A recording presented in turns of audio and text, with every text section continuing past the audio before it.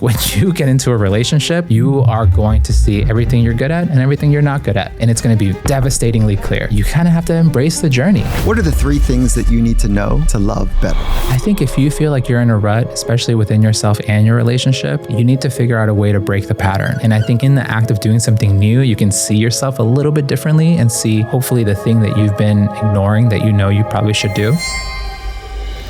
Welcome back, or welcome to the Finding Mastery podcast, where we dive into the minds of the world's greatest thinkers and doers. I am your host, Dr. Michael Gervais, by trade and training a high-performance psychologist. Now, the idea behind these conversations is simple: to sit with the extraordinaries and to learn, to really learn about how they work from the inside out. So the key to solving any argument is a very specific type of compassion where you can step outside of your perspective to see the perspective of another person. Diego Perez, known as the pen name Yung Pueblo, is a meditator, bestselling author, and modern-day wisdom teacher whose work is grounded in lived experience. In this conversation, he opens up about hitting rock bottom and the journey of rebuilding his life from the inside out. When I got to college, I started just using drugs and alcohol as a way to get away from myself as fast as possible. But I was also slowly killing myself. We explore what the work really looks like and how emotional strength is built through repetition and honesty. When you start really paying attention to your emotional history, there's going to be a lot of things in there that you like and that you don't like. So moving into that with self-acceptance feels really important. As you listen, the invitation here is to reflect on your own patterns. What are the things that you need to let go of? And what are the things you need to learn? Now, with that, let's jump into this week's conversation with Yung Pueblo.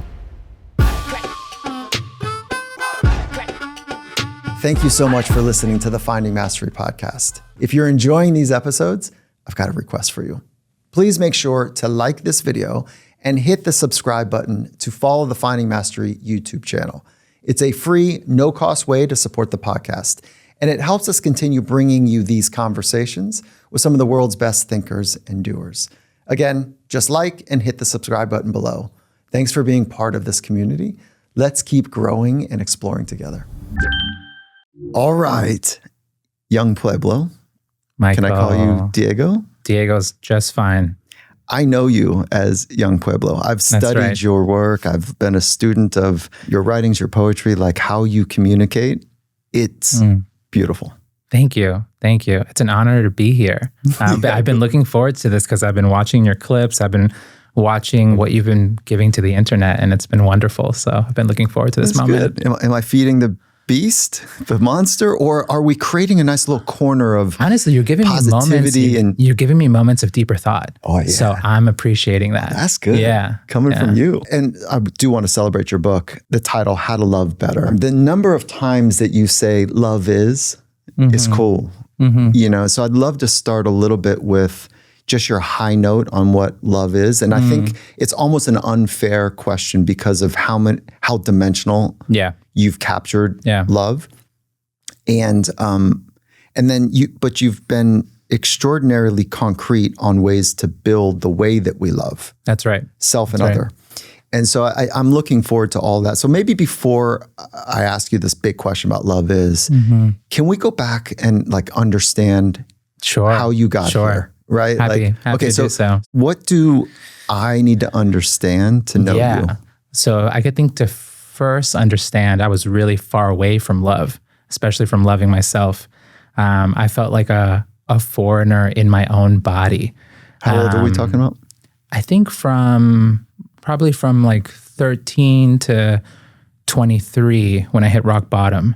It was a time where I was so just lost. Like I didn't know why I was feeling what I was feeling. And now when I look back on it, I can see that, you know, I was originally born in Ecuador. My family immigrated to the United States when I was about 4 years old. When we got here, it was challenging because we were stuck in this poverty trap. My mom, she cleaned houses. My dad worked in a supermarket.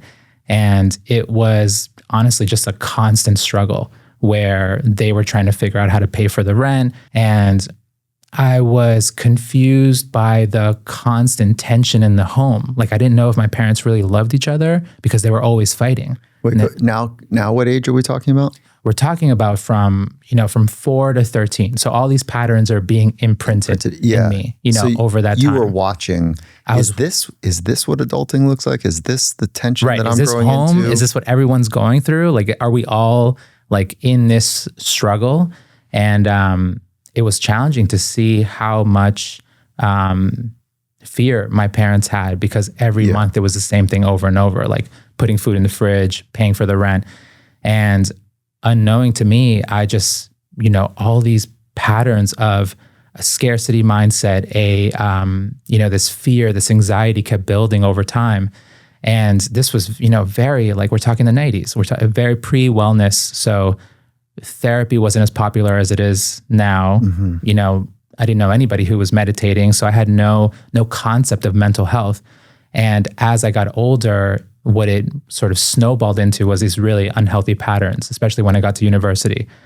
Even before that, right? Like in the high school years? Yeah, in the high school years too, there was, I think it would come out as a very sort of like rough outer shell where I would have my friends, but I think I would just be too rough with the people who were near me, in the sense of like, jokes were too heavy, or there was just no kindness in the way that I was sort of moving through. And when I got to college, that became this like, I started just using drugs and alcohol as a way to get away from myself as fast as possible. And, it worked. I was very far away from myself, but I was also slowly killing myself. You give me hope in that way about reminding us when you do the work, you can become, and I don't say this loosely, this is not a bumper sticker. But when you do the work, quote unquote, the work, you can become whoever you want to become. Truly. Yeah, it's so right. true. And I'm not saying you become a rock star. I don't mean that, because maybe your music isn't amazing. Yeah. But you can definitely play rock music. Yeah. I feel like you play jazz. I'm using metaphors here. But you can become whoever you want to become. If you want to be a kind person that comes from a hard exterior shell, you can return back home to a place of innocence and strength and kindness if you wanted to. That's so interesting, because in my rock bottom moment in the summer of 2011, I remember when I was on the floor, I was, my body was just almost like in between life and death. Like I had filled myself with so many drugs that I could feel my heart losing it. But I remember in that moment, my mind kept going to how I had not only wasted the opportunity my parents had worked so hard to give me, but I wanted to switch my identity. I wanted to be a helper. And I was thinking back to the moments where when I was in the nonprofit world, and I had a job when I was a teenager, and how, I was helping organize schools and like helping empower people. And I was like, why am I so far from that right now? How can I go back to not necessarily the same work, but helping people in some way? And it's funny because you mentioned that identity shift, because I was like, well, before I can even do that, I need to help myself. Yeah. And I need to start going on long walks. I need to stop doing all the drugs. I need to start paying attention to my emotions, just like the basics, literally. Yeah, which is just like anything, like even elite athletes. I think like the higher up you go in performance worlds, the more connection to the basics those performers are. Yeah. So because they understand you need to have the foundations tuned. Right. And then you can artistically play jazz on whatever canvas is yours. But you knew at that moment, I have to create some foundations, you know? And as you're speaking and bringing me back into that part of your life, I hear it in your voice. Do you feel it in the way that you're expressing it? Yeah, I feel like it's, in some ways, it almost feels like a second life, but it also still feels tender, because I remember like being in that moment and literally like crying for another opportunity, crying for another chance, because I felt like I was dying. I mean, I talked to a doctor later, and she, after I described what I was feeling to her, she was like, oh, it sounded like a mild heart attack. And, I was 23. And so what is the emotion that's under the surface for you right now when you go? Just how bloody close I was, So is that a fear, or is that a sadness? Is it something else? It's more like a wake-up call. Like it's sort of like an empowered fear. It's like, whoa, like you skated so close. And fortunately, I was able to just make a hard turn, a hard turn away from this life. And to me, some people sometimes ask me, like, how did you know what to do? Well, I didn't know what to do. I just knew what got me there. I knew that lying to myself was a major problem. I knew that running away from my emotions was why I was using drugs. And I knew that I had to start becoming friends with my body. I needed to start going on long walks, signing up to a gym, going hiking in the Blue Hills Mountain in Boston, these simple little things. And over time, this like new set of habits that I was building just like started opening a door to a new chapter. I think the part that I just want to circle around one more time is that you're not just telling a story right now and I'm listening and it feels surgical or clever or celebratory of your pain. Like you still have it embodied. You're connected to the pain. And a big effort that you took in your writings of your most recent book is commit to healing. Yeah. And so I think what I just want to circle around is that healing doesn't necessarily mean I'm free from it. Yeah. It means that I'm on a path and it holds less charge and it doesn't force me towards blinded decisions and choices. It's not as gripping. My pain and trauma or whatever is not gripping me in a way that my choices feel invisible or immutable. You're still connected to it.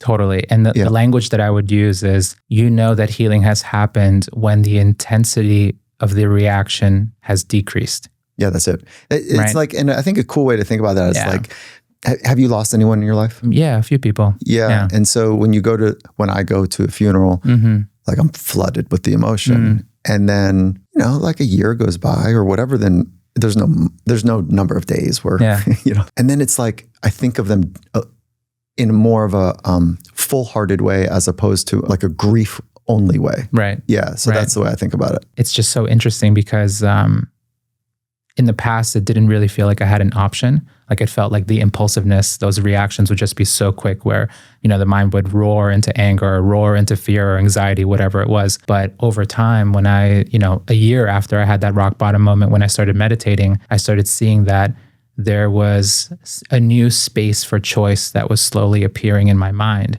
And also simultaneously over time, not only was I able to pick new sort of routes of action, but I also started seeing that the fear that I once used to run away from, I would still feel it from time to time, but it just wasn't as big of a storm as it used to be. Same thing with anxiety and all the other sort of like heavy emotions that used to feel quite debilitating. And that's why I'm circling around it one more time here, because I'm listening to your story and experience and I'm feeling how you are choosing your words right now and the embodied emotions that are coming with it. So how are you not overrun by the emotions that you're feeling in this moment? Is it because they're just like smaller because you've done all the work?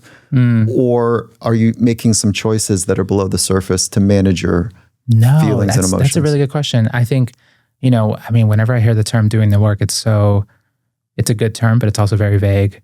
I feel like you and I need to say, what does work mean to you? Yeah. I think, there's a few things that I do. So whenever I feel,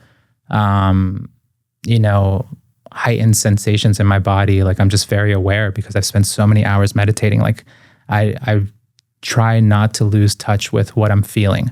And that will literally be at the sensation level. So, I can be aware of my breath. I can feel, just like everything that's happening in my skin or my hands. And even if I'm about to go on stage or talk or something like that, I'll have a few moments where I can just feel myself. And in the act of feeling myself, it recalibrates my equanimity. It almost like helps recalibrate my mind to a sense of balance. So, some anxiety may be there, some fear may be there, and I feel it. But this is a thing about the black and white thinking that a lot of people sort of experience is like either you suppress it or express it. But what I've learned over meditating is you can just observe it. Yeah, cool. Black and white thinking is considered a cognitive distortion. There's about 7 to 11, depending on, the researcher that you might follow. So black and white thinking is a cognitive distortion, meaning it's a distorted way of using your mind. So I don't know anything that's actually black or white. There's all these shades. So your point about if I observe it, you get in tune with the actual shades of whatever. Yeah, let me see what's happening in there. Yeah. And then over time, do the work. Once you observe, you don't have to critique it.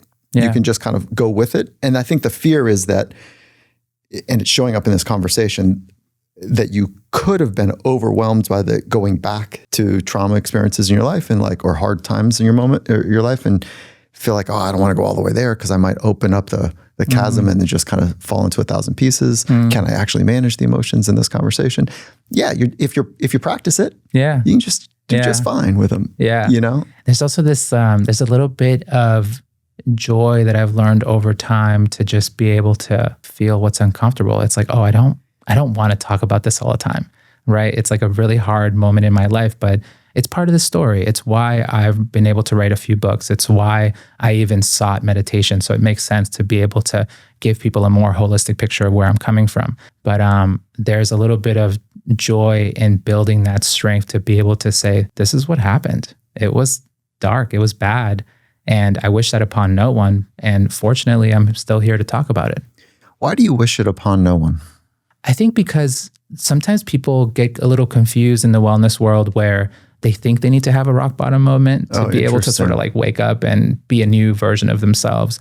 But I've seen people transform such a vast, just a wide variety of experiences. Like I think my wife is the perfect example where she got into this meditation journey and was very interested in, cultivating her mind and taking herself to the mental gym, but she didn't have a rock bottom moment. She just felt like, she could learn some more skills.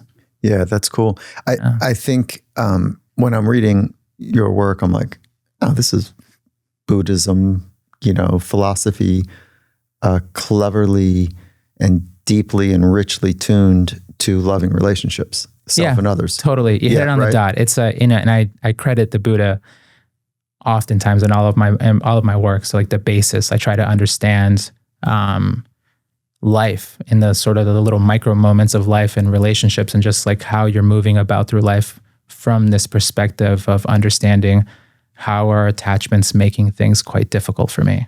Yeah. And then so much stems from that when you look at it from different lenses. What were your core attachments that you were working on? Actually pause my question and go to just clarifying what attachment means to you. So I think, when I write about attachments and talk about attachments, I'm talking about like old school attachments. I'm talking about, when the Buddha was understanding his, what was holding him back from liberation, it was this deep craving to have things exist in a certain way. And this, almost this control that's the way attachments manifest in daily life is through this, craving to control. So you can be attached to anything. And I think that's what I notice in my mind is like, when I think about what am I attached to, it's just whatever my mind is grabbing. My mind can grab so many things and then build tension, build agitation, build stress, build anxiety. And in the act of doing the opposite, the opposite of attachment is embracing change, then you get some freedom. There you go. And so you can attach to identity, you can ego, you can attach to clothes and cars and a watch and a thing. And you can get attached to thinking you're the best person ever. You can get attached to thinking you're the worst person ever. Yeah, it can go in a lot of different ways. Good news, bad news. Yeah. The Zen parable. Good, this one, the monk says to the student, good news or bad news? Bad news is like falling through the sky without anything to grasp or hold on to. Yeah. Good news, there's no bottom. Right? I actually haven't heard that one. That's really good. Right. Yeah. Like, so that to me sums up attachment. Yeah. You want to grasp because you're falling. And that falling is like an unpredictable, unknown moment that's always emerging. Like if there's just something I can hold on to that feels sturdy and safe to allow me to be a little bit better in what might unfold in this next moment. And I get it. Me too. And what I've learned from Best in the World, and I hear it from you, is that there's a love affair with me not knowing how this is going to go. And if I can be totally excited and in love with like embracing this unknown excitement, as opposed to being terrified of this unknown thing that could happen in a negative way, that is a tuning of the mind. Finding Mastery is brought to you by Mack Weldon. If you've been a community member here at Finding Mastery for a while now, you know our position on confidence. It's built from the inside out. It's not about flash. It's about really knowing who you are and showing up with clarity and conviction and purpose and substance. And that's why I'm so bought in with what Mack Weldon is doing. They make clothes for men who live that same philosophy. Understated, sharp, grounded in quality, pieces that don't scream for attention, but quietly say, I've got this. Like their Latitude bomber. It's clean, it's simple, it travels well. Whether I'm heading to work with an organization or just grabbing dinner, they're great. And their silver denim jeans, it's this elevated fit, this great fabric, and somehow they feel broken in from day one. They did a nice job there. And what stands out most to me is their mindset. Mack Weldon believes, quote, knowing is more important than showing. That resonates deeply with what we're trying to do here at Finding Mastery, working from the inside out. And if that aligns with how you want to move through the world, I'd encourage you to go check them out.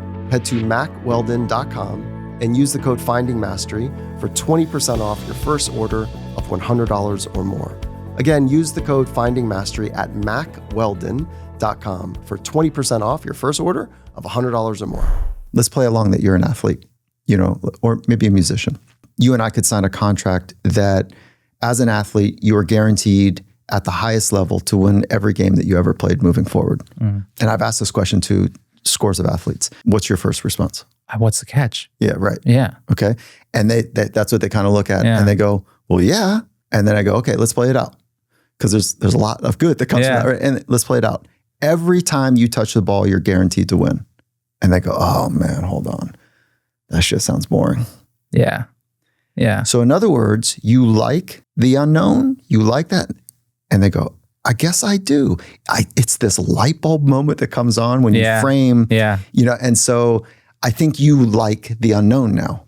Yeah. I think that's what I saw was one of my struggles throughout my whole life was really not being aware that the mind is craving a very static and pleasurable reality. And it's always, it's always looking for things that I like to always be the same. And, I like this person, my mom and dad, and never want them to die. And, all the, sort of keeping all the pieces of the pleasurable life together, but reality will never give you that. Not only does that create tension in my mind to try to just grab and hold and, sort of live in this very attached mode, but when I try to do the opposite, and over the years, I've been training myself to do the opposite, what happens is that you unlock vast new potentials. What is the opposite? The opposite is literally embracing change, to truly embrace and flow with the changes that are happening. And that means framing change as something that I'm looking forward to, as opposed to something that is driving me nuts. Or just simply something that you accept. Okay, so not looking forward to, but accepting that change is part of it. This is true. Okay, so now we're going to get into the work. So you can have an idea. Yeah. Let's call it an intellectual idea, right? Like, oh, I get why that makes sense. And then like, oh, I get that I should hold my hands this way to catch a ball more consistently. I get it intellectually. Now it has to get embodied. It has to get into the system. And don't you do it through repetition? Yeah, that's exactly. So that's where I'm going. So what is your quote unquote work that you've done that you can point us to? This is so funny. So that's why I'm so glad that we're having this conversation, because you're going to get it more than others. And I've been slowly over time, when I talk about meditation, I've been using this idea of taking yourself to the mental gym. Yeah, I heard you sneak that in. You have all these qualities. These qualities are embedded in your mind, right? But specifically the quality of non-reaction, the quality of compassion, the quality of awareness. You can make them stronger over time if you intentionally build them. And that's what I've learned to do. I've been meditating seriously. I did my first silent 10-day course in 2012. I started meditating 2 hours a day in 2015.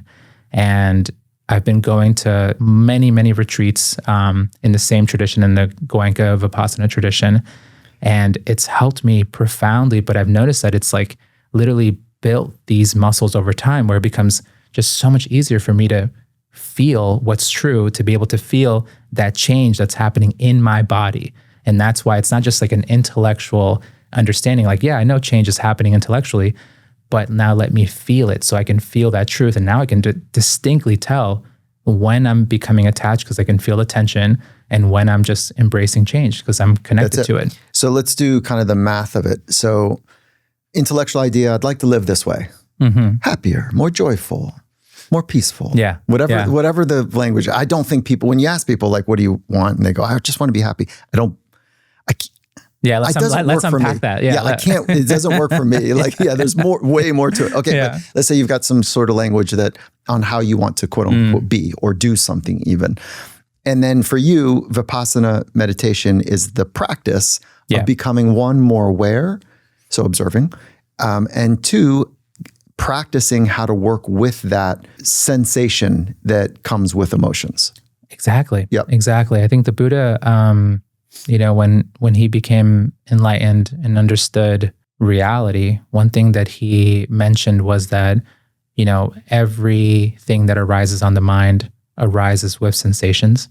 And it's really, really true. Like, you think of something, it creates sensations on the body. You think about the future, think about the past, you have a dream. Like, sensations are always connected to the entirety of the mind. And let me just pause, because the sensation that you're talking about is like your heart might beat a little bit faster. Your breathing rate might change. Your skin might feel a little more dewy or sweating. We're talking about like mundane sensations. Nothing special or magical. But with a lot of those sensations, you're in like this high pressure, sympathetic, dominant fight or flight experience. But there's the mundane little subtle shifts, and then there's that kind of big flood. Yeah, there's a wide range of sensations. Some of them very intense, others less so. Some of them more subtle, some of them more gross. And what you learn over time is to, instead of just immediately reacting to them, just let me observe. Let me watch them. Yeah. So when you and I were having the conversation about revisiting, your imagination is rich.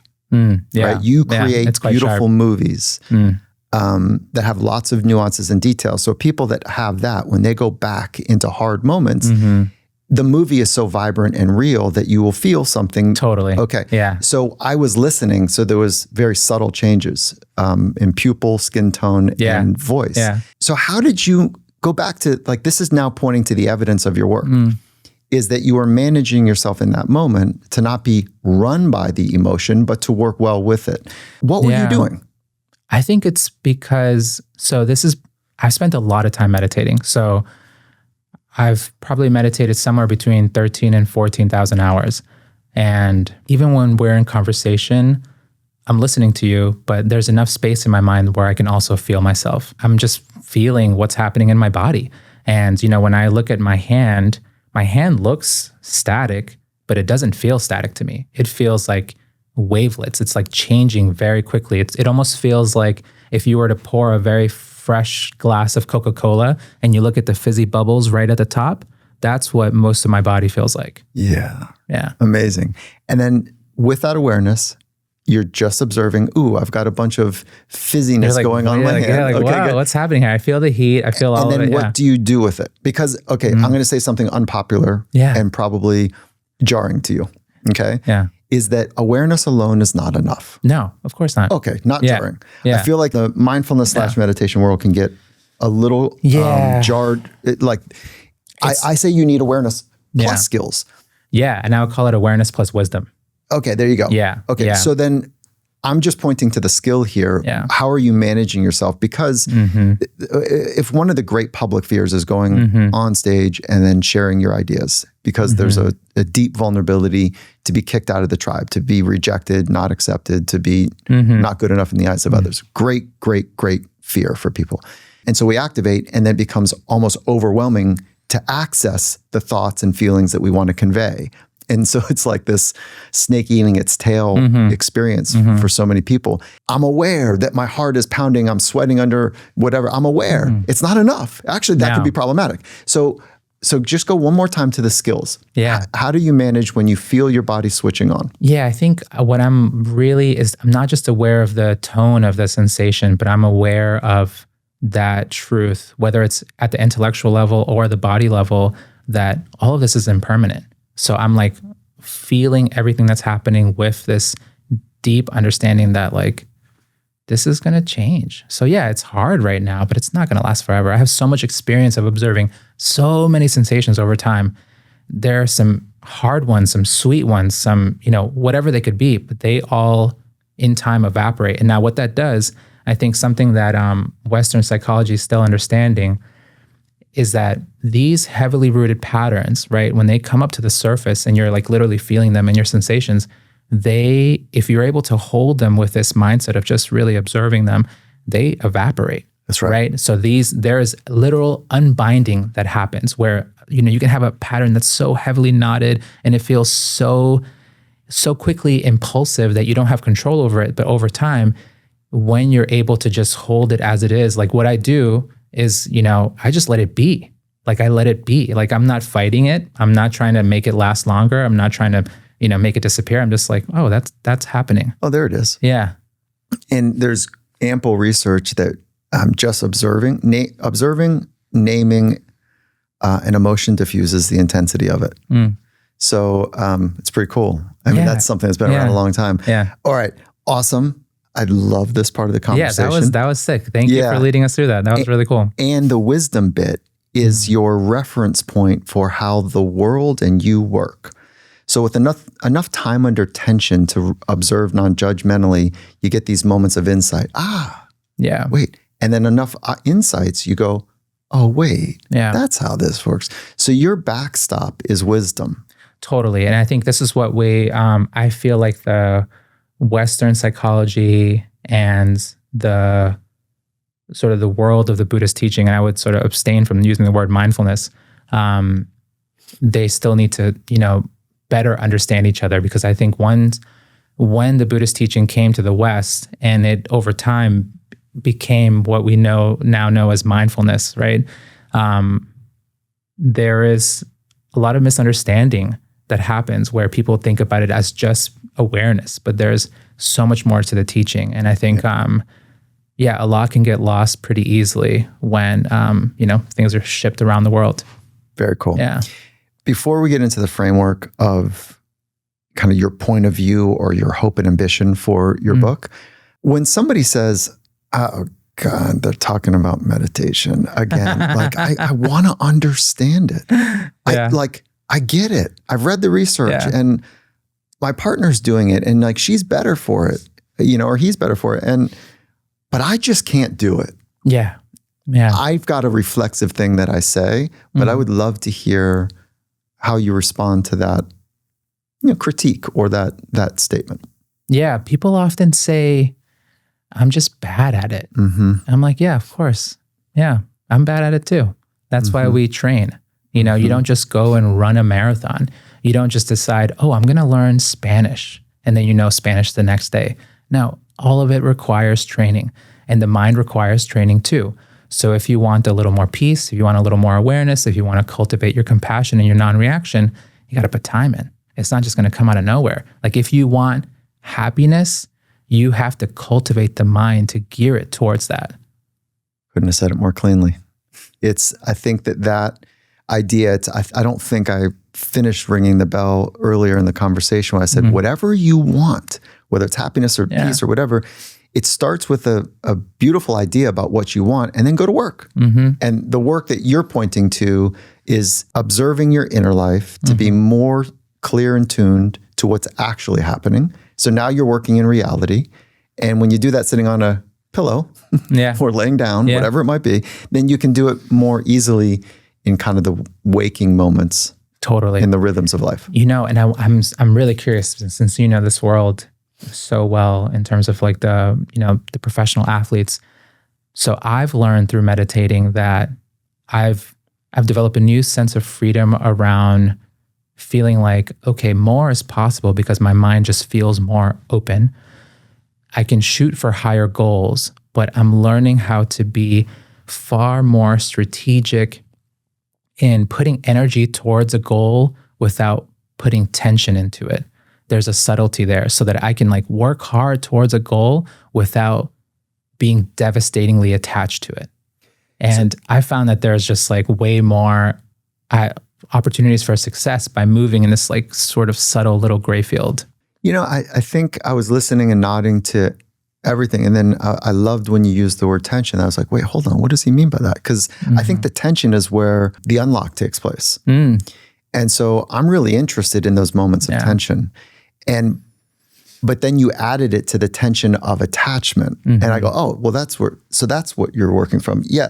So the attachment like in this example, I am what I do. Yeah. And if I don't do it well, Yeah. I am not anything. I know. Yeah. So that part is obviously problematic. Totally. You know, it is the water that young performers drink. Yeah. Because the community creates a well of conversations around, hey, your upcoming performance, how you doing? Or, oh, I caught you in that whatever game or that other performance like last week. You were amazing. Like, and it's not about, hey, I saw how kind you were to somebody, or, wow, you are a really happy person. Can you tell me more? Or, you know, even sometimes it's not about grades.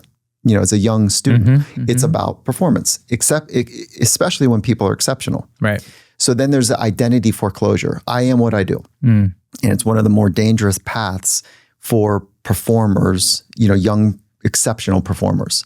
So how do I kind of like respond to it is that I love tension. Yeah. There's something really special when I'm sitting and meditating and my hips are on fire. Yeah. And my mind just wants to relieve from that. Or like there's a civil war that's happening inside of me. Yeah. That tension is like, great, hold on. It gives me something to bounce up against. And then I have a choice to make. And I love that tension. I think that's where the unlocks happen. Totally. So attachment, problematic. Tension, amazing. Yes. So that's where I like learning our different vocabularies. So I would just call it something that's unpleasant. Like a lot of times when I'm doing, there are aspects of work that are a little unpleasant and I just accept them for what they are, but I'm intentionally moving towards it because it just has to get done. Yeah. So elite athletes will warm up for, I don't know, call it 35, 45 times, you know, an hour to get 12 minutes of real work in. Wow. You know, like, and I'm being dramatic in there, but sprinters, it's not uncommon that most of their kind of warm up is to get to sometimes seconds of intense work. Yeah. Finding Mastery is brought to you by Felix Gray. And one of the biggest challenges we face today is our sheer amount of screen time. It messes with our sleep, our clarity, even our mood. And that's why I've been using Felix Gray glasses. What I appreciate most about Felix Gray is that they're not just another wellness product. They're rooted in real science. Developed alongside leading researchers and ophthalmologists, they've demonstrated that these types of glasses, they boost melatonin. They help you fall asleep faster and hit just a little bit deeper in the stages of rest. And when I'm on the road, bouncing between time zones, slipping on my Felix Grays in the evening, it's this simple way to cue my body to wind down. And when I'm locked into deep work, they help me stay focused for longer without this digital fatigue that starts to creep in. Plus, I think they look great. If you're ready to feel the difference for yourself, Felix Gray is offering all Finding Mastery listeners 20% off. So just head to felixgray.com and use the code FindingMastery20 at checkout. Again, that's spelled Felix, FelixGray.com, and use the code FindingMastery20 at felixgray.com for 20% off. Do you think we need to define or describe your meditation style? Do you think that's useful before we get into like the structure of love? I think just that it's a tradition that I really respect. I think one thing that I try to be really consistent about is letting people know, like I really benefit from meditating. I think what's wonderful about the time that we live in is that there are just so many different modalities that can give you a ton of help that can just meet you where you're at, meet your conditioning where it's at, because the style that I meditate in, it's powerful, but it's also quite difficult. So it's not necessarily for everybody. It's for a lot of people, but do you want to describe it quickly? I come from a Zazen or Soto tradition. Nice. Yeah. So the tradition, the Vipassana tradition I meditate in, it's from the Ubakin lineage, and it originates from Burma, comes from the Buddhist teaching, but it was kept in Burma for thousands of years. And it's really sort of focused around the body sensations. And you go away to these silent 10-day retreats to learn the technique. And since then, I've gone to many of the 10 days, and I've done, 20, 30, 45 days. I have a 60-day retreat coming up. The first one I'll do of those. 60-day consecutive? Yeah, consecutive, silent, no phone. 60-day noble silent retreat. Yeah, totally. There you go. You're gonna meditating like 11 hours a day. That's a training camp. It's training, man, and it's it's funny because I was just with a bunch of my fellow meditators in Idaho. All these people who put so much time into cultivating their minds, and they're such kind, sweet people. They don't have podcasts. They don't write books. They're just like good people living their lives. But these guys are professional meditators. There's a lot of people meditate, and I'm glad that there is such a wide range of sort of the entry point for people. But like these people are up there with like the 0.01% of meditators because of how hard they can go. So let's go back. You're looking for peace in your existence, or like I started looking for peace, and or is it love? I don't know. I look for wisdom. I think that's my driving force is more like deepening. Like the main thing that I'm learning in this life is change. I'm learning how to embrace change, learning where I fight change, and learning how I can just better move with it over time. Okay. Yeah. Brilliant. And just to be uber concrete, that's what quote unquote high performance looks like. You living a great life. The model that you have in your mind is like, I'm eloquent with change. Yeah. I think that's just like the not only the key to success in terms of like writing and letting whatever happens flow out, and also just like the key to peace in life is like, it's like, oh, what I wanted to happen isn't happening. That's okay. Yeah. So I love that. Like when I set a goal and it doesn't work, or I've got plans and it's not going according to plan, and now I'm upset because I didn't get what I wanted. Like, hold on, and let's pivot and adjust and be eloquent, and like, let's be we're nodding our heads. No, 100%. And that's what I was trying to sort of get to earlier, was when you are able to sort of work towards a goal with energy, with flow, you don't get what you want sometimes, but then you don't cry about it. You just go back to the drawing board and you re-strategize, and you're like, how can I do this better? Yeah. And if it was that easy, we'd probably get bored. Back to that other. Yeah. Okay. And then, so your training is meditation. Yeah. You also probably have some form of training to write.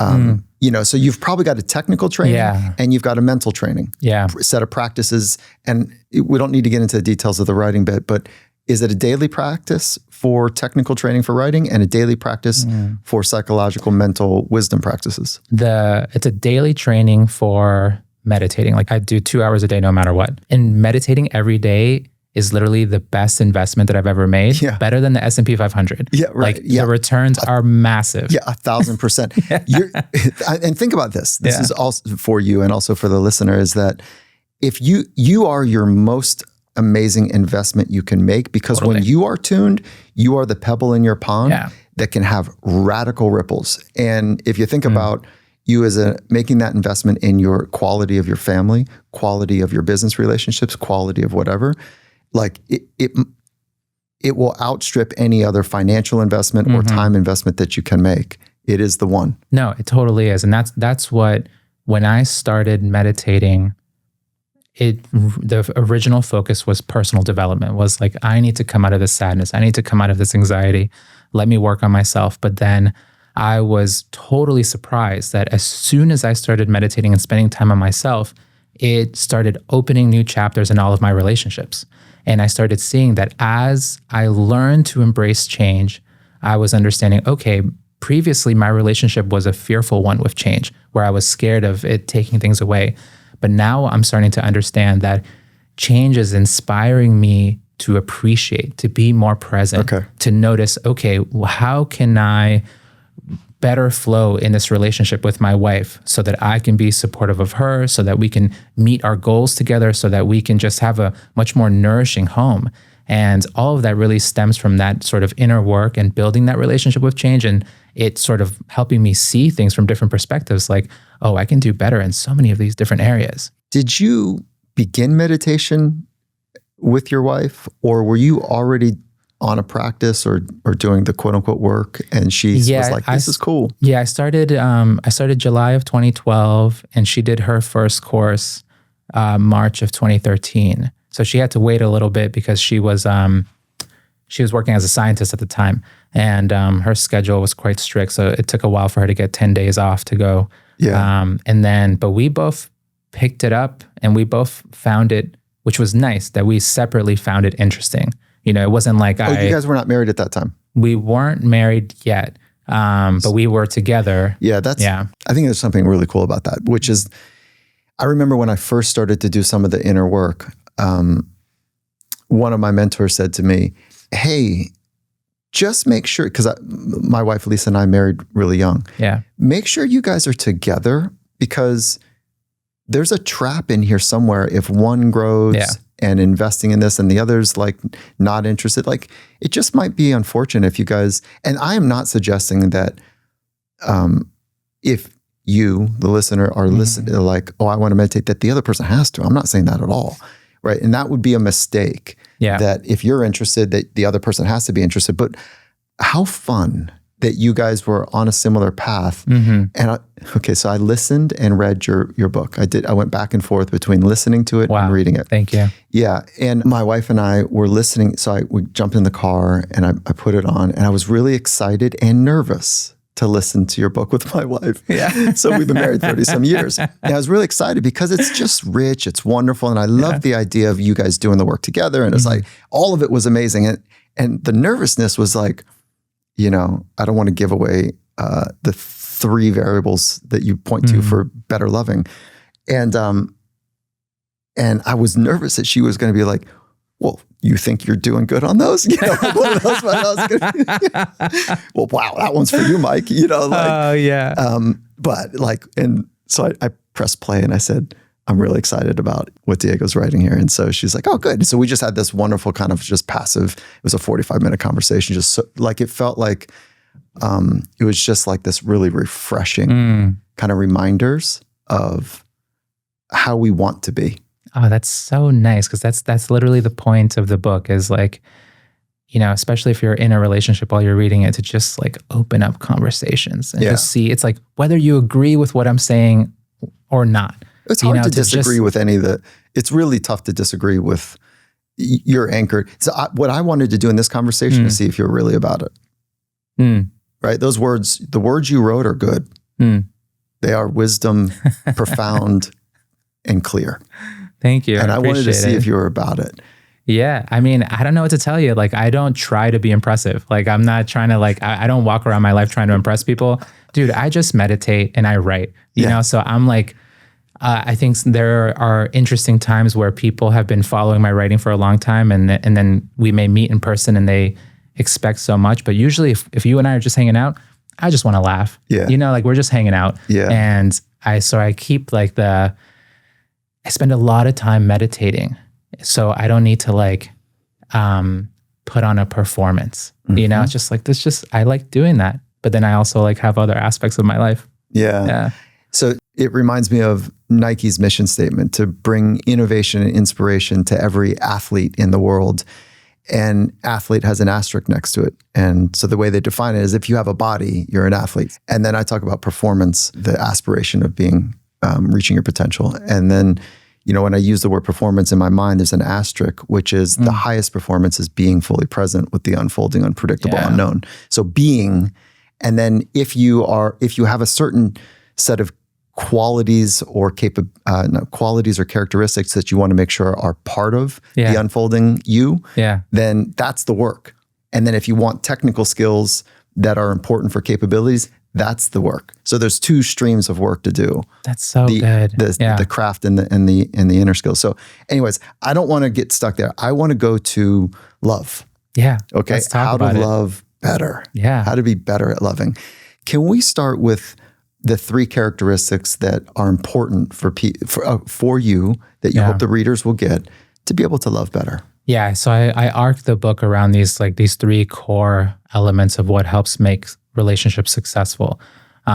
One sort of key aspect is kindness. It's very simple, but it's when we're in proximity to people, they will see the best of us and they'll see the worst of us. Part of that is because if we're in proximity to them, there is some degree of comfort, so vulnerability can open up. But one thing that happens, especially with long-term relationships, is that you can very easily get into a rut and just, forget that kind element, that you should be treating your partner with a certain degree of sweetness. So I'm not saying hide anything. I'm saying make sure there's balance where you can share the tough moments, but you're also intentionally creating sweet moments with them. The other element that is really, really critical is compassion. So the key to solving any argument is a very specific type of compassion where you can step outside of your perspective to see the perspective of another person. Now, if you can really see where they're coming from and they can see where you're coming from, then the argument is going to evaporate over time. The last element is growth, is like when you get into a relationship, you are going to see everything you're good at and everything you're not good at. And it's going to be devastatingly clear. So you kind of have to embrace the journey. Like, okay, I remember when I first started being with my wife, you know, we got together quite young. She was 18 and I was 19, and we got married when I was 27. So we'll have 10 years married this summer, this July. But I knew pretty quickly, I was like, I'm not a good listener. Like, I need to like intentionally work on listening. I also need to work on patience. There were so many qualities that were lacking. And I've had to work on them over time. And it's not something that I have perfected, but I just know that if you want to love, it means learning how to care for someone, because you're not going to automatically know how to care for someone. And part of learning how to care for them is you have to embrace your growth and sort of hone out your emotional skill set. Compassion, kindness, and growth. That's right. And meditation is your bucket for all three? Meditation is more so like the backdrop of like where I'm coming from, how I maintain my personal growth, and really sort of the inspiration that's given me this like framework of understanding how to show up in relationships. I don't want to miss something that I think you're doing as an maybe equally potent, and I don't want to take away from the potency of meditation for you, but I think there's three practices of awareness that are materially important. Some sort of internal meditation, mindfulness work, journaling, and conversations with people of wisdom. So you are doing the internal work where you're examining with radical honesty, which is a word you and I both love. Yeah. Radical honesty. That's why I'm so attracted to environments of consequence. You must be honest. And if you're not, consequences are of the utmost. Yeah. And we don't necessarily have that sharp, pointy stick in our back in everyday mundane living. Right. To be radically honest, but you and I are both ringing the bell for the value of being radically honest. When you're talking with someone of wisdom, there's a forcing function of radical honesty because they know. Yeah. They'll feel it and tune it. When you're journaling, you know. And when you're meditating, you also know. So you're writing. You're not maybe journaling, but you're writing a lot. So you've got two of those three. And I think probably talking to your wife is the the third. I mean, she's very wise, man. And it's not just my wife too. It's like my wife, and I have these two teachers that I really look up to who've meditated a lot more than I have in the same tradition. And they like you can't lie to them even if you tried. It's like their vibration is so clean. That's right. Like they're just like, embodying There's wisdom. To go. Yeah, they can just like see right through you so clearly. So it's honestly nice being around someone where you can't perform even if you tried. So all you can do is just put your guard down and you just, they see what's there. Yeah. If nothing else, it's a great practice of forcing you to be whatever is you. Yeah. Yeah. So there's a first principle that I have is everything we need is already inside of us. Yeah, I just can't believe how in tune we are. Like the way you appreciate impermanence, the way you keep coming back to what's happening inside, not just like to the sort of like the outer self, but to inside your mind and heart. Like it really just, that's the key to opening up a new life and the key to opening up optimal performance. That's cool. Yeah. That's it. Optimal performance is a word that I'll, asterisk as well. Okay. So let's do this though. Everything you need is already inside you. There's the lower version of me, that shows up.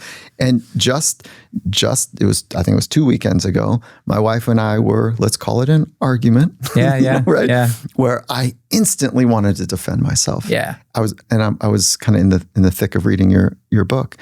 And I said, hold on. I said, babe, we're not enemies here. Yeah. And she goes, I know. So and then she started laughing. And then I was like, okay, just give me a moment. Like I'm in the defensive mode. Yeah. Just give me a moment. And then she's Latin as well. And she goes, no, we're going to solve it now. I was like, I need a moment. And she's like, no, we're going to solve it right now. And so like, it was that idea that everything's in me, but sometimes I need more space. And the idea, so you say it a bunch in your book. That's why I was referencing it. We're not enemies. We're teammates. We're partners. We are quote unquote lovers. Like, let's get this thing, back on track to like that spirit or that tone. So I think you would appreciate that. I love hearing that, because I think that's like those moments of arguing with your favorite person in the world. Yeah, right. It's like, that's where let's see where you're really at. That's right. That's the tension. What skills have you built? Like, what challenges do you still have to face? And it's really hard. It's hard to switch over from trying to win or from trying to defend to just trying to understand. It's more defend for me, unfortunately. Yeah. And it's really challenging, because the mind is just like, oh my gosh, am I going to get kicked out of the group? It just goes real quickly back to like hunter-gatherer mode. Like, the fear just wakes up. And I think over time, the two of us have been training ourselves to see, they're like, okay, something's here. There's tension arising, but when did the tension start for you? And literally taking the time to listen to her story as selflessly as I can, and then going back and sharing my story as selflessly as I can and as clearly as I can, without just pointing a finger to her, but saying, what's happening? How did my emotions move for me? And it's cool. So you're doing two things. You're listening deeply, and you're really curious about what's happening, her state. You're also curious about the tripwires for this current state that she's in. Right. And then, so that's kind of 1A, 1B. And then 2 is like, whoa, what's happening to me? What are my tripwires? Exactly. So 2A, 2B. And then bringing forward like some sort of reminder that let's solve this together. Right. Yeah. Exactly. I think you'd be great to be in an argument with. No, really. I do. I think that, like, you'd be great. Like, yeah, I try my best. That's one of my big goals for the past 2 years, is to not fall into other people's tension, but instead to invite them into my peace. And you can't do it though in a way that dismisses. No. Because there's a subtle little trap in there, which is invite you into my peace. I am above. No, yeah, it's not that. It's really about like, I want to hear what you have to say. Like, I want to see what's going on for you. Yeah. And through seeing them and also maintaining your equanimity without trying to manipulate them at all. Yeah. It's like, both invitations are open. I can go into this tension. Yeah. Or if I'm not deciding to go into the tension, then over time the new equilibrium will be more peaceful. Yeah. If done, let's say it too early, I believe you, but it done too early, it makes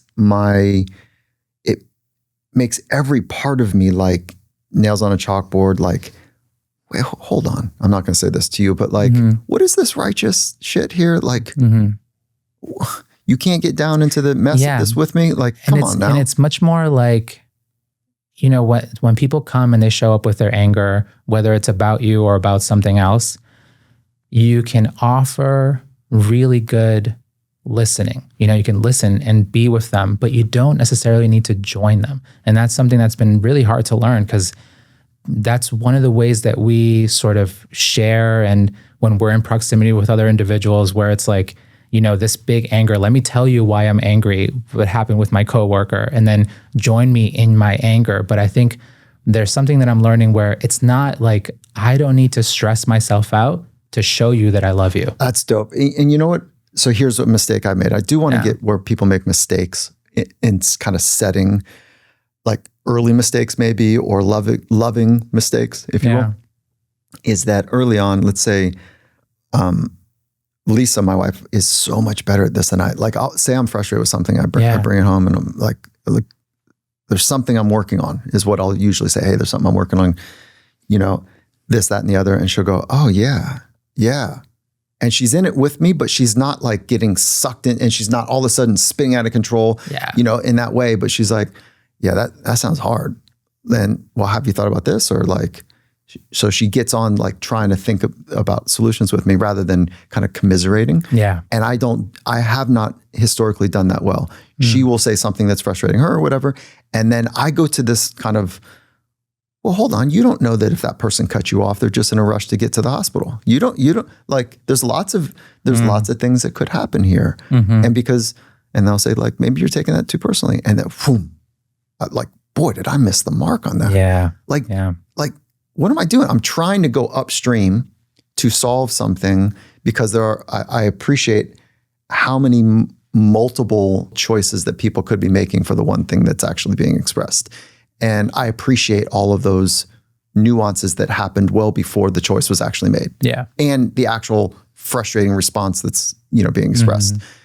And if I don't tune correctly to the state or the experience of anybody, my wife included, I'm like, what am I doing? I'm like, yeah. And I think that's why, like, leaning back on the, when we go back to the basics, right? Like, clear communication. Yeah. Not just in the moment of difficulty, but preventive communication.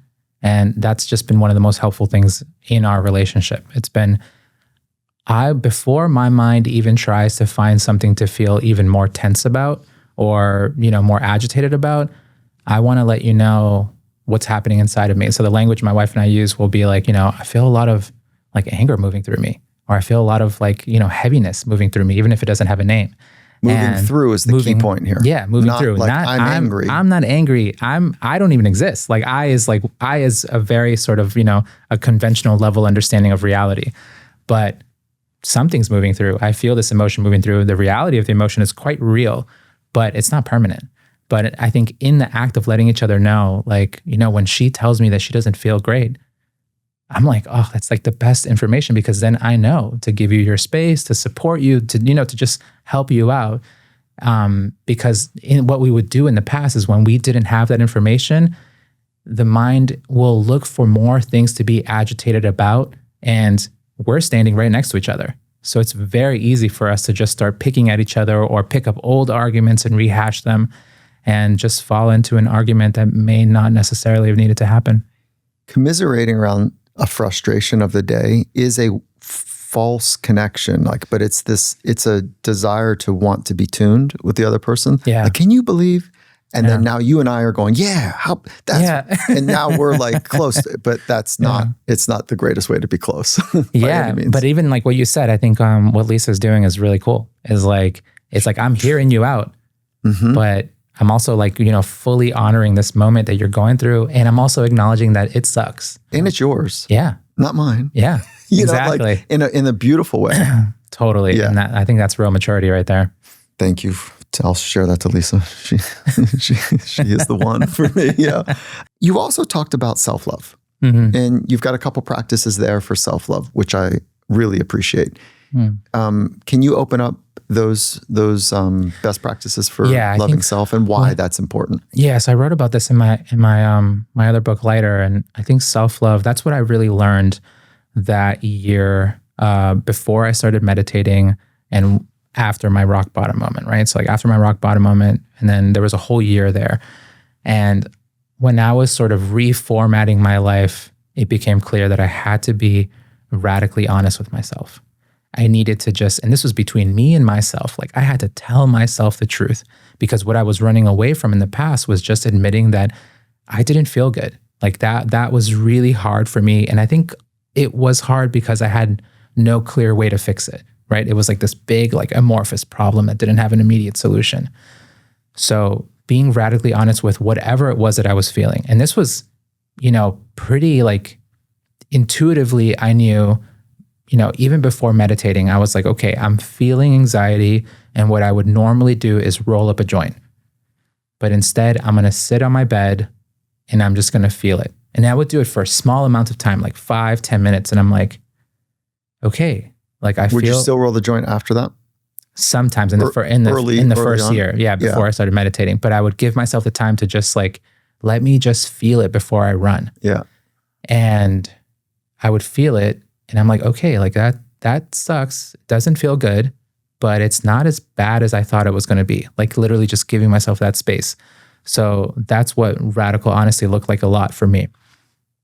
The other element of that was when you start exploring your inner forest, when you start really paying attention to your emotional history, like looking at, what's happened to you, what's helped shape your character, there's going to be a lot of things in there that you like and that you don't like. So moving into that with self-acceptance feels really important, because then you don't want self-exploration to become cannon fodder for negativity, where you're just like super negative towards yourself, right? What happened, the mistakes you made, the hard things that have happened, you're talking learn about like from them. A double arrow. Yeah. The second arrow, which is, wow, I'm really sad. The double arrow is, I'm always going to be sad. Or what have I done to be so sad all the time? Or I deserve it. Yeah, I deserve it. So it's a second arrow that's being shot that is where suffering lives. Yeah. And so you're saying, wait, just accept that. Just accept. Radical honesty. This is what is. Yeah. Second is like, this is okay. Yeah. It's gonna pass. Exactly. All things are, so you're banking it, or the backstop is impermanence. Yeah. And then your third? The third is positive habit building.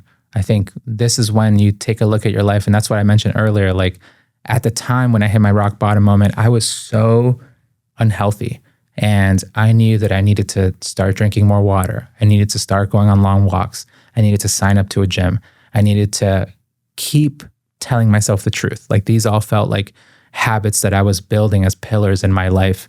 And over time, they've really made big changes. Even before the meditating, I started seeing that just like the way that I can show up could be a bit better. Okay, so you've also got like 9, I think it's strategies to build some habits to be great, to do love better. Maybe it's a better way to say it. Which ones of those kind of strategies are coming to the surface for you that you think would be important to I think I don't want you to list all 9. Yeah. I think some of the really important ones, understanding that you can be with the best person in the world and things are still not going to be perfect, right? You have to embrace the fact that there's still going to be misunderstanding. Like perception is not accurate. Like it's very easy for your perception to get confused, and someone's well-intentioned words can get twisted by a mood that you have and create some tension, some friction between the two of you that needs to be resolved. So expect imperfection, even from the most well-meaning person who cares about you more than anybody else in the world. The other aspect of that is, the other thing I want to add to that is the preventive communication, like highlighting that is really, really vital. Like you want to be open with your partner about how you feel before it becomes even bigger. Because one, it's good for you to name it. You want to know, you want to be aware of it yourself, and you want to let them know, like if something heavy is moving through you, that just helps them support you through the day. And this can just create so much harmony in a relationship. And I think the other element that is really important to highlight is that the growth just doesn't stop. Like it doesn't matter. Like, you've been with your partner for such a long time. I've been with my partner for such a long time. I am still constantly seeing where I could improve a little bit. And that doesn't make me like I don't feel sad about that. It's kind of like, oh, good. Like it's it's another like healthy project to have where I am simultaneously accepting myself as an imperfect person. Like I know I'm going to make mistakes, but it's fun to keep working on myself and keep expanding my skill set. So this is cool because this is the way, what I found people are committed to the path of mastery, call it athletes or otherwise, is that they don't say I'm imperfect. They say, I want to be my very best. That might be the world's best. I don't, that'd be great. Yeah. But there's this fundamental commitment on the path of mastery to be my very best. And when I reach and bump up against something that I'm not proficient at, I go, oh, this is great. Hold on. Like this is a whole unlock here. And then there's this near obsession with like moving towards like unlocking a little bit more of that thing that they had a taste of. It's like, I didn't even know this existed. Yeah. I didn't even, wait, if I put my foot this way or hold my hand this way or whatever the physical technical cue might be, like, are you kidding me? Or sometimes a mental, like, oh, wow, if I speak this way and breathe this way, holy shit, like I'm in a way better ideal state for me to capture or meet a moment. And I love that. I don't hear I'm an imperfect being. That's more of a wisdom language, but it's more like there's so much to learn. So much to learn. When I started, when my writing career started picking up and I knew that I was getting busier, I was wrapping up a retreat and I had a conversation with the teacher of that retreat and was telling him that, work is getting bigger. I've been working on writing and it's I'm going to have a little bit less time for retreats because I'm just, busier out in the world. And he looked at me and he told me, be the best. Not in the sense of competition. You don't care about what's happening with other people, but you be the best. And it was so clear. It was like one of the biggest inspirations of my life where it was like, I don't care what other people are doing. We can all have very different styles of success, but it was more so to just focus in on myself as an individual. Like, am I being as clear as possible? Okay. So that's what I was going to ask. What does it mean? So for you, the best, does that mean your best? Yeah. It means like, am I really showing up as best as I can in this moment, in this book, in this talk, in this, wherever I'm showing up? Am I really putting in the work to put out really good material? Radical honesty. Yeah. Yeah. That's cool. And it was nice. And I think that just like gave me this fuel that helped me, okay, right. Being the best is not about being number one. It's not about the competition. But if you just focus on, okay, how can I optimize my output while maintaining my peace? You can get really far. And that's something that I've seen in myself and a lot of other meditators who, whether they're architects, whether they're doctors or lawyers, it's just that as they do some of that healing work and they decrease that intensity of the reaction of the mind, their capacity increases and they're just able to do more. How are you doing in this conversation? I'm having fun. Reference to that standard that you're holding. I feel like what I'm doing the best at now is letting, because I do a lot of interviews. So this one, I feel like when I walked in, you just invited me to have a very open experience, which was very different from like, you do a lot of podcasts and you have books come out and then you just kind of, go through the media tours. But here I'm like, okay, being the best is just like, let's just rap, let's talk, let's like just let whatever happens. And that feels really good. Yeah, ditto. I appreciate that. Okay. And then what does it mean for mastery of self for you? Oh man, that's so nice. I think real self-mastery would be extinguishing craving, no longer living within the framework of ego, but living within the framework of compassion for myself and others. And your number one practice for that? Oh, Vipassana. Vipassana I'm meditation. Yeah. Yeah. And if there was a subscript to that practice? I mean, just like listening to my wife. It'd be pretty clear. Yeah. And then if you're stuck in a relationship and the patterns you're like, what are these two talking about? Or like, man, I would love that, but I'm in a rut. Yeah. It is not even close to the way I want it. There's a lot of places you could go here, right? So I'm curious who you're speaking to and where do you point to for the change that the person's looking for?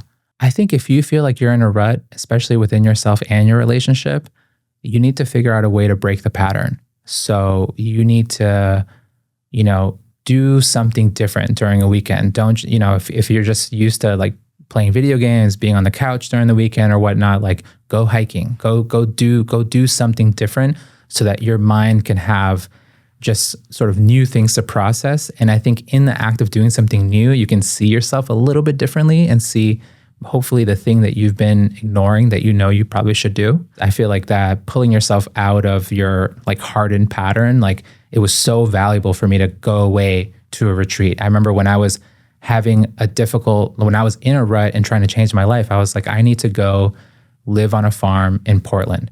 And those 3 months that I lived on that farm have been so formative. They helped me see like, oh, actually, instead of not being with my wife, I need to ask her to marry me. Like I need to really solidify and like hunker into this relationship because she means so much to me. But sort of breaking out of that rut literally physically meant like changing locations and then realizing, oh, I can really build something here. It's cool. Okay, 2 questions. One is this hinge idea of learning and letting go. And so what are you looking to learn right now? And what are you looking to let go of even deeper? What I'm definitely looking to learn, and that's I think something that's been helpful, but I have a ways to go, is just delegating. I think delegating has been, I've written 5 books. I'm going to write at least 2 more. But I'm also working at I helped co-found a venture capital company called Wisdom Ventures that's been really successful. Congratulations on that. Thank you. You did it with a friend of mine. Yeah, with Soren. Yeah. Soren, all good things. So many good things stem from Soren. Yeah. That's been a lot of work in and of itself. And I'm also building other companies, but I'm learning I just can't be in all these places at once. Even though my capacity has grown over the years, I need to be able to trust and let go and just, work with good people and let them run things. Yeah. So it's interesting. You went on the learn side of that, not the let go. So I think you could have answered that and I need to let go of control. Yeah, totally. Is that? I think, and it's part of, which is funny that you're. Yeah. And it's a mixture of control and having a better understanding of my capacity, having a better understanding of how much can I really do? Because ideally I'd want to pour 100% of my time into all of these things because I love them all, but I'm one person. Get a grip, you can only do so much. Yeah. And is that control stuff stemming back to breakdown, breakthrough? I think it's, where did the control stuff come from? Yeah, I think when I'm a part of something, I like to really be a part of it. And the past has shown me that if I really focus my energy into something, I can do a pretty good job. And what are you afraid of if you delegate? I think if the vision gets skewed.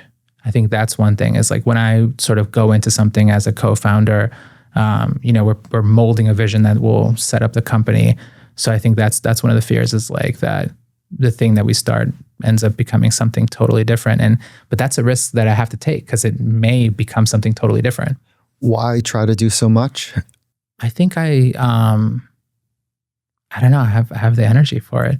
Yeah. It feels like I listen really closely to my intuition. And when Soren told me about this idea for Wisdom Ventures, I was like, oh, this is so right. Trying to literally the mission is trying to prove that compassion is good business, that you can build companies and have them have products that are meant to help people and that you can make a return. To me, it was like, oh, we should try to prove that. And that felt important to be a part of. So now what I'm learning is say yes to what feels right. But if I'm saying yes to too many things, then nothing's going to get done well. Yeah, no might be a better act of compassion. Totally. Yes might be serve you better, but not maybe, the partnership. Yeah. Yeah. So, okay. So how are you doing work to let go and learn? I do like the hinge idea. I'm trying to learn a bunch of things. They're A, B, and C, and I'm really still trying to let go of This is probably the same idea for you. But so I think it's the same. I think it's what you said. So it's learn to delegate and let go of control. Yeah, for sure. It's that. Yeah. And what suffering does this rest on for you? I think responsibility. So my parents spend so much time taking care of me. So I feel like I've been really fortunate to have success. There it is in your voice again. Yeah. Have success. Do you hear it? Yeah. And I feel it. I feel it in the body. What's happening? Huh? Heat.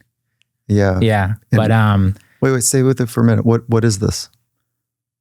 It's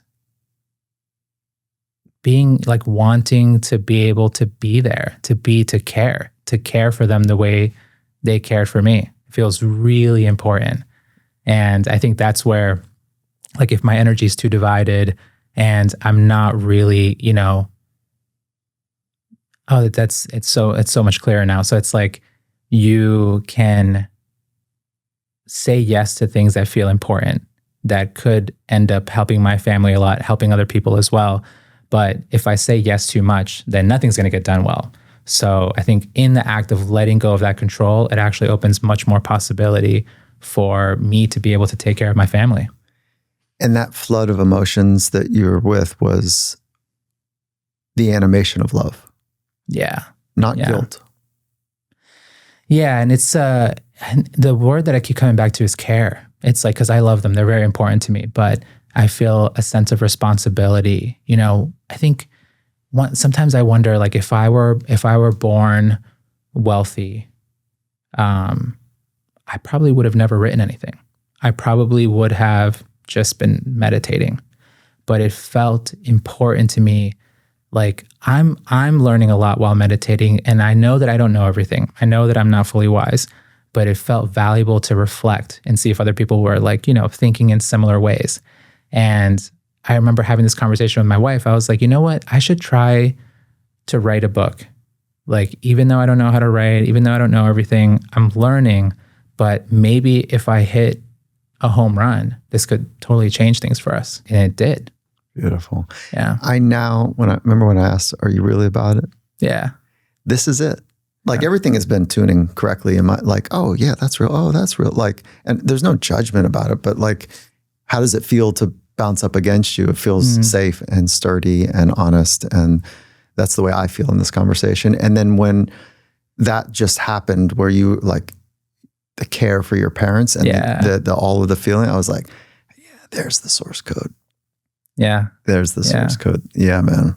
That's awesome. Thank you for sharing on multiple levels. No, thank you for being such a clear mirror. It's really, really helpful. Thank you. Yeah.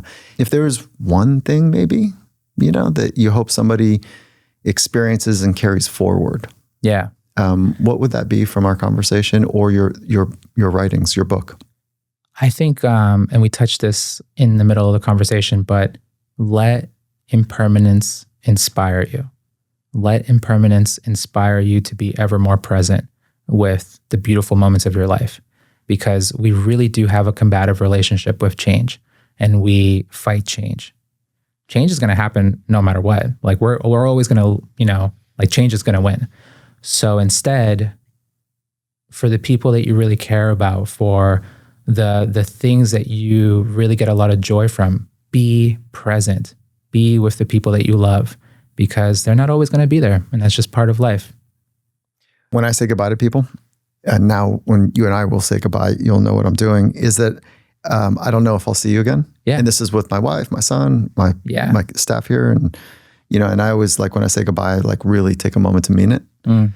And so I love what you're saying. It's a practice for me to be more present with that. And so what a fun conversation. I thought that it was going to be exactly what it was, could be. Like, thank you for the laughter that you also brought to it. Can I hit you with a couple like quick hits? Yeah, sure. Okay. It all comes down to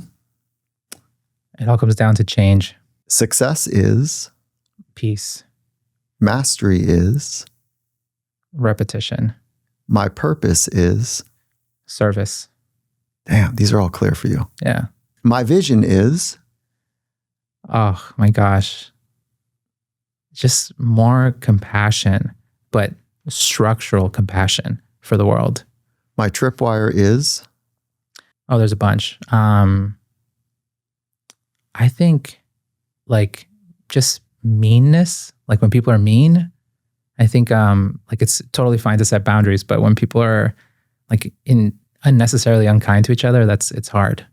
Relationships are, I mean, the path to learning. Money is, it's just like a tool. It's like an energy, a tool. It's not. Yeah, I think we need to like lower what money is. My heart aches for. I think nothing. I think I would be lying if I tried to put something there. It's a cool answer. Yeah, it's a really cool answer. I wondered how you do that, because it's aching and craving are. Yeah, I was like my wife, but I just saw her yesterday. She's fine. I'll see her soon. Like, okay, good. Yeah. All right, too fun. Where can people follow you and your insight and readings and writings? I'm on Substack, which is really fun. I've been really enjoying writing longer articles on Substack. youngpueblo.substack.com. On Instagram, of course. You'll get more of like the minimalistic writings there, and in bookstores. Why your pen name Yung Pueblo? It means young people. It just means that in this arc of humanity that we're in right now, we're really growing up. When I think about what we try to teach children, like the basics, like, this common thread, how to clean up after yourselves, how to be kind to each other, how to not hit each other, how to tell the truth. These are basics that we try to teach children, but humanity as a whole has not mastered these fundamentals. Very cool. Yeah. And if you could, I don't think this is your style, but if it isn't, just pass. If you could challenge our community in one way, how would you challenge them? I think it's the same challenge that I'm giving to myself. And it's so easy to overlook, and it sounds so mundane, but like really being grateful for the little things, like being grateful for a clean cup of water, like being grateful for food, being grateful for, the ability to travel, to move around the world. Like these things, I'm trying to keep myself grounded, as I, release another book and moving around the world. I had this conversation with my wife, and like we were in London, I was doing a bunch of promotion, and my mind was just going towards work. And then I was like, snap out of it. You're in London. This is a historic city. Why are you acting like, enjoy it? And then we just started taking these huge long walks through Hyde Park and everything. And, it was like waking back up into presence. Awesome. Emma, our producer, is now even more in love with what you stand for because she's British. Yeah, good. Nice. Okay, look, thank you so much, Diego. Thank you for the deep investment you've made in yourself. Thank you. To show up the way you've shown up in the world, and to be able to put pen to paper and express eloquently ideas that are just beyond the ability to capture with clarity. And so you've done that so wonderfully. And so thank you for that. Thank you for the entertainment that you brought into this conversation, paralleled with wonderful wisdom. Really appreciate you. Yeah, thank you so much. And thank you for designing this so intelligently. Oh, it's cool. so easy to just ask questions, but to like create an experience that I'm not going to forget it. Yeah, man. Yeah, awesome. So thank you. Awesome. Okay, thank you.